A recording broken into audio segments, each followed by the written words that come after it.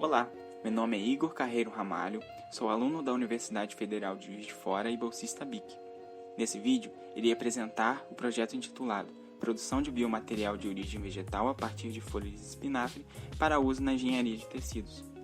Sou orientado pelo professor Dr. Carlos Magno da Costa Maranduba e co-orientado pela professora doutora Nádia Silvia Somavila. A engenharia tecidual consiste na produção de tecidos ou implantes regenerativos que sejam capazes de exercer a função biológica requerida, possuir capacidade de remodelação e ter potencial de se integrar ao organismo receptor. Os requisitos necessários para esse fim são fornecer às células sinais espaciais e temporais adequados para o seu crescimento, diferenciação e produção de uma nova matriz extracelular. Após extração de células e subsequente expansão in vitro, estas são cultivadas em um biomaterial juntamente com fatores de crescimento. O novo tecido formado no biomaterial pode então ser transplantado para o paciente. A função do biomaterial é fornecer a estrutura tridimensional adequada e servir como suporte para o cultivo das células. As características mais desejáveis de um biomaterial incluem a porosidade interconectada, para possibilitar o transporte de fluidos, características que favoreçam a adesão celular e propriedades bioquímicas que impeçam a desestruturação do mesmo pela ação das células. Existem várias técnicas para a produção de um biomaterial. Dentre elas, destacam-se a impressão 3D e a descelularização de tecidos de mamíferos. Essas técnicas são bastante promissoras, mas possuem limitações referentes à obtenção, disponibilidade, biocompatibilidade, dentre outros. O tecido vegetal possui propriedades favoráveis à sua utilização como biomaterial. Tecidos vegetais possuem alta área de superfície, porosidade interconectada, redes vasculares pré-existentes e grande variedade de propriedades mecânicas. Os biomateriais celulósicos possuem ainda degradação limitada, pois são resistentes à ação enzimática e possuem alta biocompatibilidade. Recentemente, pesquisadores desenvolveram um tecido vegetal descelularizado para aplicação na engenharia de tecidos.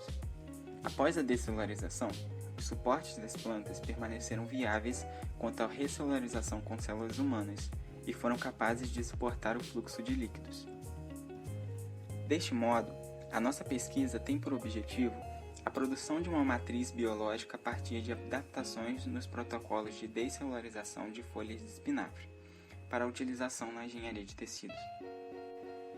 A descelularização do material vegetal foi adaptada de técnicas previamente estudadas. As folhas foram cortadas em pedaços de área equivalente a 1 cm².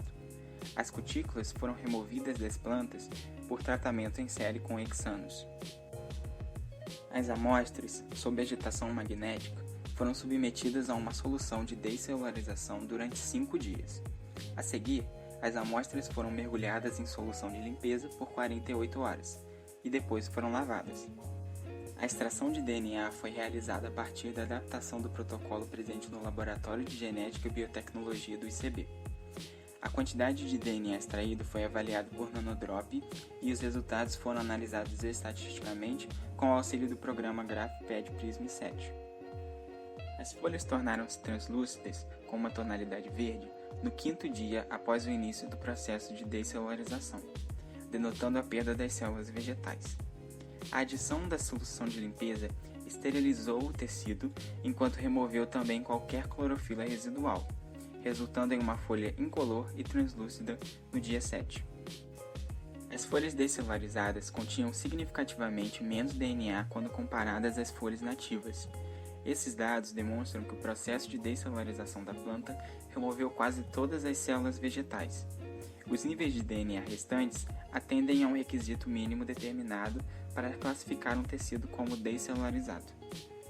Futuramente, visando a recelularização desse biomaterial, algumas outras respostas devem ser obtidas.